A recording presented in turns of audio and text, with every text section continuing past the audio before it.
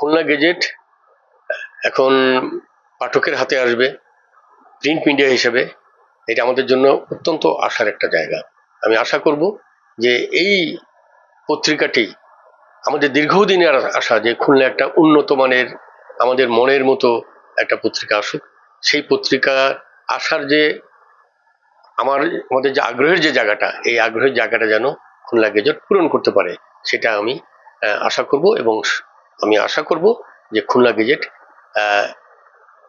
ক্রমান্বয়ে এটা এটা এটা আস্তে আস্তে উন্নতির দিকে এগিয়ে যাবে এবং ক্রমান্বয়ে একটা পত্রিকা হিসেবে তার যে স্বকীয়তা, সেই স্বকীয়তার জায়গায় মানুষের মনের জায়গায় তার জায়গা করে নিতে পারবে। এই পত্রিকার প্রতি আমাদের খুলনাবাসীর একটা শুভকামনা রয়েছে।